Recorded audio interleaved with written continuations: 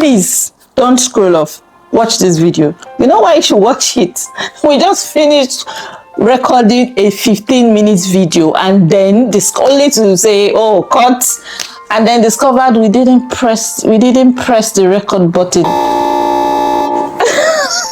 I feel like crying, like literally felt like crying, because we just looked for time to do this. I wanted to go back to do something else. So please, you just have to watch. So somebody asked my wife, how do you guys balance and busy schedule with young family, young children, work life, video editing or shooting with family and every other thing? How do you find time to to strengthen your bond or your connection? And that's what we'll be just sharing our own practical tips. And this is it's a work in progress for us, really, because there is no template. Because life can be so challenging. You have your career going on, the kids are there if you've got kids, or even if there are no kids or you don't have kids yet, life is busy on its own already, and then you got your career to work on, you got parents, a lot of other activities. So how do you make this work?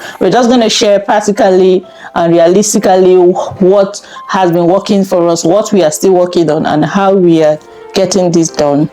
The first thing that's really been helping, what we've seen is how we try to prioritize our connection, which is very, very important, really, because before children arrives, it was just two of us, really, and that's really has been helpful for us.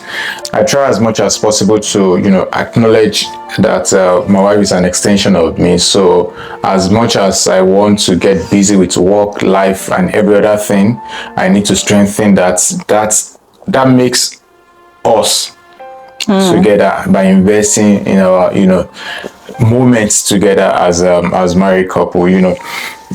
Just try as much as possible to treat our relationship as important, like every other important schedule, even work or something. That's really been very, very helpful for us, really. So I like that, prioritizing that connection. I think it's first knowing that this is number one in my marriage. The connection matters, because every other thing trickles down from it. If you don't make time for it, there won't be time. There will always be something for you to do. But if you prioritize it to say, oh, every other thing is secondary, I just have to get this right, and then it affects every other part of our lives. I think acknowledging that this relationship needs a constant maintenance can help to refocus mind and on how to go about it, and also our disposition to it as well. And lastly, in that in that regard of prioritizing connection, it's also looking at that whatever we do, how we prioritize ourselves trickles down. The children actually feels it, they know it, so they can't play us, they can't trick us, because they know that we're in together. I like what you said in recognizing that your relationship needs active maintenance, because the truth is that every other part of our life, we work on every other part of our life. We go for health checkups. Our cars go for maintenance. We go for we do every other thing. Even in our career, we try to do courses, more certifications to be more relevant to the workspace. But we want our marriage to just be like that. We feel it's already there. No, it also needs checkups. It also needs maintenance. It also needs periodic MOT checks, according to Dr. Siju. The last time we had a session with her, he said, yes, it's like MOT. So when you still see us going for counseling, regardless of how long we've gotten married, regardless of how it's working, we are going for MOT checkups, and we are not waiting for it to be required.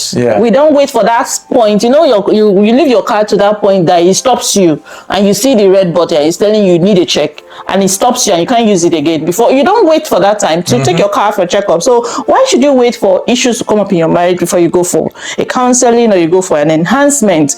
You have to do those daily things that helps you to stay or to maintain active maintenance in your marriage. And I think that's where these tips help in helping you to enhance the connection you have as a couple. One of the ways to have an evening or night catch up, really. That night catch up has saved the day. It has saved the day. It has saved the day. Even though it suffered at a point where we were doing different jobs, especially when we just moved into the country, we had to take up jobs because of my study, take up job at different times, so we didn't have a balanced night routine. But after that, we've continued in prioritizing bedtime catch up. And when I say that, I mean, before we sleep, we must have a catch up of how our day has been, no matter how busy it has been, no matter how late into the night. We must know what happened today, how is your work. Sometimes you have to rant, the other person just rant about the whole day. I know sometimes the rest will come and this happened, that happened, this happened, that happened. And sometimes those times are it's not the perfect time to say, you would have done this better. Or you were wrong here, or they were wrong here. Sometimes your partner just needs you to listen into their rant, and it's therapeutic. Just listening and then sleep. So that has really helped us, the daily checkups and the night checkups. I think that will lead to the second point of maximizing small moments, really, and that's from what she just said in the evening catch up we normally have. We don't have to have a big moment to really catch up to strengthen the connection. Every opportunity counts. Every opportunity counts. Anyone you see, just seize it. Yeah. I think that's really helping, when I'm helping at cooking and you're also cooking as well. You just want to, be in the same space in the kitchen and we are just helping out and also, be chipping in things. I also remember there was a time that we were moving apartments and we just had to let the kids stay up with our family friends so that we'll have, an easy moving. And we had to use the bus that day. That's one of the few times we got on a bus alone. I'm not sure, before then, I'm not sure we've ever taken a bus here alone without children. Together, without the kids. So we just discovered that, man, we are taking a bus and no kids around. We are holding hands like newly married, like girlfriends and boyfriends. We're so excited. We had to just call and say, man, we won't pick them up yet. Okay, to leave them for a few more hours. That's fine. And then we just went out. I can't remember where we went to that day, but we're just on the bus. We were on the top. Cabin. Yes, and fortunately, it was an empty box, so we're just loving up on ourselves. Like, wow, can we just be alone like this without kids? And it looks like we are just dating. And, those are a few times it wasn't planned, but we saw the opportunity and just grabbed it. And I remember anytime our friends with kids, we have to, maybe anytime we are privileged to, handle childcare for our friends, we just tell them, please, just catch up this time, do whatever you want to do, go out or just grab a drink together, just take advantage of those little moments. They come in subtly. So if you don't prioritize that, if that is not in your mind, you might not think about it. You just use it like you use any other time. So those little moments, just sneak it in and say, let me grab you. Let's do this. Let's just go somewhere. Just come with those crazy ideas, because what is life without being crazy with moments like this as a couple? Life would be too boring now. So prioritize those small moments. Very, very and make important. It count. Yes, I think the third one that I would like us to discuss is about strategic planning. And I think we're able to achieve that in February. That I just have to put in my February calendar to consciously, constantly send my wife a love text. Text message every day in February, and that really nailed it. It's wild, and you want to talk more about that? It was beautiful because during the first 2 days, I really didn't get the text immediately because we're used to doing WhatsApp chats when we are not together. So I just discovered that later in the evening, I'll just see that I got a text message from you earlier, because rarely do I get text messages, so more of chats. And I appreciated it because I know it's a big deal to carry a phone and send a text message. It's easier to do a chat, possibly easier to do a phone call and just check up. And we might have just said, I love you at home and everything, but just taking that time to getting some lines of very intentional words, maybe it has something to do with what happened the previous day, but not just a text message to say I love you, everything that means to me, but making it relevant to our present life, or something that just happened to us recently, just gives it a lot of life, and it sends a lot of signal that I'm being thought of. And I don't even know how you do it, that it gets to me every day. How do you get to remember? I put it in my calendar, really. Just set a daily reminder. Oh, that's a cheat code. No wonder, because I'm like, how do you just remember every day? Because his work can be crazy at times, especially when you get into meetings and everything. And I'm like, wow, so that's using technology to your advantage. So that's beautiful. But it was really beautiful. All through February, he just sent a text message, I think almost every day. I don't know if it's every day, but it was like, it's more than 31 days, really. It actually exceeded this February 29 days, really. Yeah, because it got into March, right? Yeah, so it was very intentional, and it was beautiful. Yeah, it was. Another thing we can talk about is communication and support.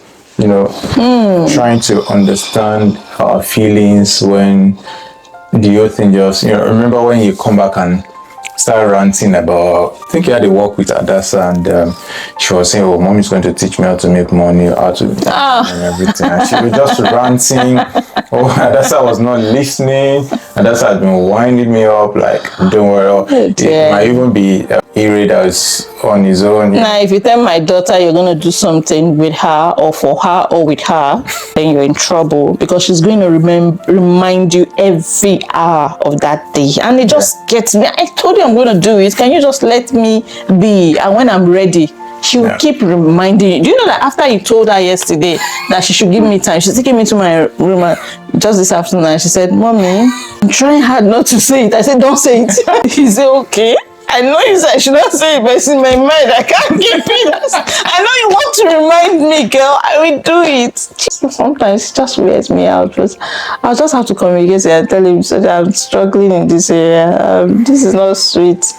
This is wearing me out. And then he just gets to listen. So that communication has been a game changer. It's working. It's helping.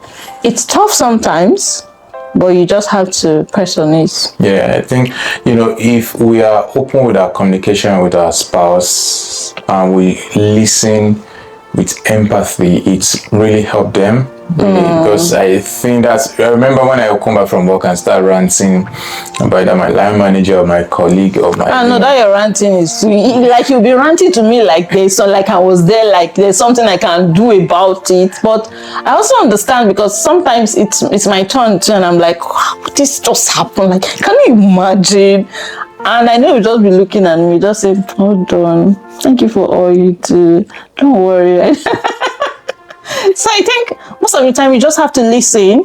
Yeah. And when it has to do with career musings or career ranting, telling your spouse about how work has been, sometimes they don't really expect you to say, oh, you've been wrong here, except they specifically ask you, what do you think about this? But I think the first line is just to listen to them, give them that ear, because I'm sure they couldn't rant in the office. There's so many things you can't say. Even if you want to say, you can't say it the way you want to say it. But when you come home, guy, like I felt like slapping this person today, but I just had to, just exhaling. Yeah, it's a lot of relief. So it's emotional. It's therapeutic. It's therapeutic. Just having someone to listen to you and hear your rant and know how you feel. Because that's what you pay for in therapy. Yes, you just pay for someone to listen to you. Last one that I would like us to talk about is being flexible and being adaptable. I remember a couple of weeks ago that I got a call from my son's school that I was very poorly, feeling unwell. Yeah, that was last Even though I've already planned my, these are the days I've been in the office, these are the days I work from home and everything, and just and that the whole thing just immediately. Because when you are called immediately that your child is sick and they tell you that they can't manage it, you just have to find a way of getting your child out of school. So I remember that day you couldn't come immediately. Yeah. And then you had to call my workplace. Yeah. And then so I had to go pick him up from school. So I think it boils down first to knowing that flexibility, you just have to give yourself a lot of grace. Yeah. And understand that you have a responsibility as a family. Don't feel bad. Don't be guilty that you're the one always needing time off work or needing to call into work, especially when it's genuinely for the family. So give yourself a lot of grace that, yes, I'm responsible for my family. I'm committed to my family. And this is a phase. This is a phase. Your family will always need you to always come. So they need me. You can hear that bang on the door. That's our kid. So it's just giving yourself that grace. Because I remember that day that you called my workplace, and I had to, my manager just called me and said, oh, maybe your husband is trying to reach you, your child is poorly, I think you have to call him back. And then I called. I just went and I told my manager, sorry, I had to go pick my kid from school. Because I think it's when you just know that, oh, you have this responsibility, it helps you to make the decisions, and you're not feeling guilty. I remember that day my manager was already telling me, you have to make up the hours. I just told her, sorry, when I come back, we'll deal with that. Right now I have to go get my kid. And I didn't feel sorry about that, because right at that time, it was a family call, duty calls, and I'll go back and set any other thing and make it up at work. So it's giving you that grace, giving yourself that grace to let you know that, oh, yes, it's an inconvenience, but that's your call. It's a duty call. You're fully responsible for your family, and knowing that you both are in this together. Because I've seen situations whereby the couple here, one of the partner is feeling, I'm the only one that is always, that my job is always being affected. No, you are in this together. Yes. So I think it's just understanding that it's us as a team trying to make this family work. So if I always tell you to be the one, coming, that means there's somehow your job might be more flexible and suitable for this role that we're trying. I don't know if I'm passing the message well, but it's just knowing that we can share this together. It might be your turn today, it might be my turn today, and somehow it has helped. The following day you had to work from home, and then I had to go back to work. I think somehow it has helped us to be able to juggle that together. It's challenging, but knowing that you got my back, I've got your back. Somehow, if I take an excuse from work today to pick up a child that's sick from school, the next day I'm sure it will be convenient for you to do, and I won't feel like it's rubbing more on me. So just juggling it together to say we are a team, and give yourself a lot of grace. True. Because I remember, to reach my line manager that, sorry, I have to close early. I need to pick my daughter from school. And when I got home, I saw that my son was still not feeling. They've already said, oh, he needs to be off for 48 hours. I just have to send an email that, sorry, my itinerary for this week is going to change, so I'll be working from home, but I will make up for the other days in the office. So it's about, in order to strengthen our connection, a lot of things that comes into it. You can be very strict. Even when you have your date night being planned, your movie night being planned, you just be flexible. I think we should just prioritize quantity over quality.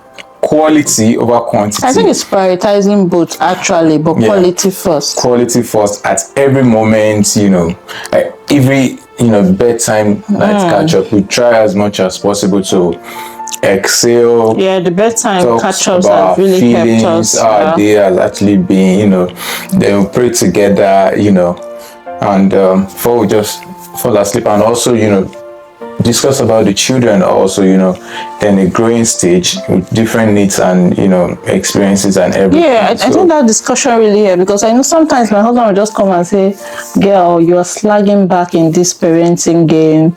You have to take more time. You have to give more time to these kids. You have to do a catch up with them today. You really said that recently. Do a catch up.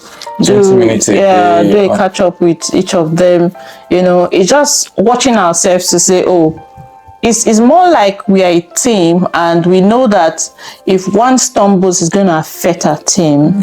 So watching out for each other, because most times our energy is not 100% always at the same time. There's one person most likely more energetic per time. So it's just watching to say, oh, you're liking here. can you meet up here?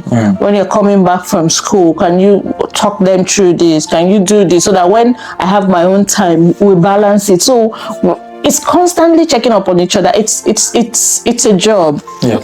It's a lot. I think it just reminds me of what we learned from a marriage course.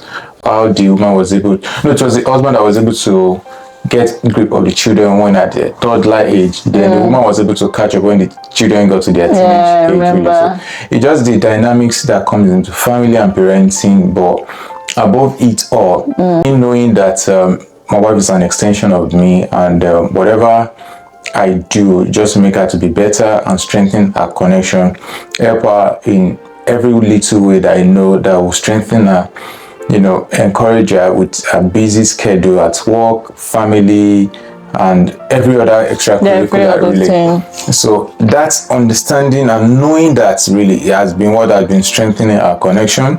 And it's not that we are perfectly there. Yeah, definitely still a work in progress. It's just a work in progress, but we are just more conscious and more intentional about this is what we've got. And marriage, like we always say, it's not a destination, it's actually a journey. It's a journey, and you're not in any competition with anyone. You have your own journey. Because sometimes I feel we couples, we just feel like we are slow, especially when the kids come in. But I think, especially if you have a growing family, it might be slow at this stage, but trust me, you're building a foundation. Sure. And the attention you pay to a foundation tells how strong or how tall that structure is going to be. So don't be carried away with people doing a lot of things, other couples really right ahead of the game than you, or they are getting their acts together more than you. I think I would say focus on your own journey, focus on your tracks, because it's customized for everybody, and we catch up or we manage things differently. Like my husband and I, we are different pedestals when it comes to our ability to do something. So we lean on each other at different on each other's strengths at different areas. There are some areas he's best at and I suck at. There are some areas I'm hands-on and he's laid back on those areas. So we just try to give ourselves that wisdom to lean on each other on our area of strength and weakness as it affects it. So you're on your own journey, but just know that it's a struggling phase, but embrace it. Work on it, focus on your journey. It might be slow, but it's building that foundation, because it helps the later part of your family to be more easy. When you get these foundations right, especially in the early years of your marriage, going to between 0 and 10 years. I think that's the formative years, even for the children and for you as a couple. If you get it right, it's going to help the latter years. True. So if you have any other tips that have been working for you, please share it with us.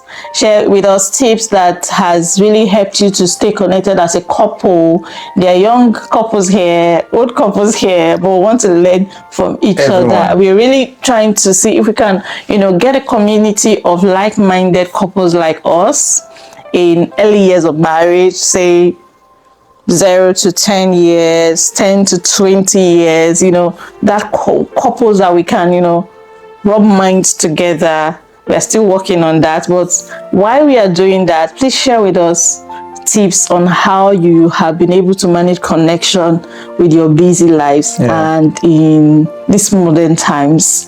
Thank you for watching. I hope you will enjoy this next video. We couldn't do this video as long. There were so many things we spilled out in the first video that we forgot to press record. So I'm so sorry, but it is what it is. So please watch the next video and we're sure it will bless you. Bye for now.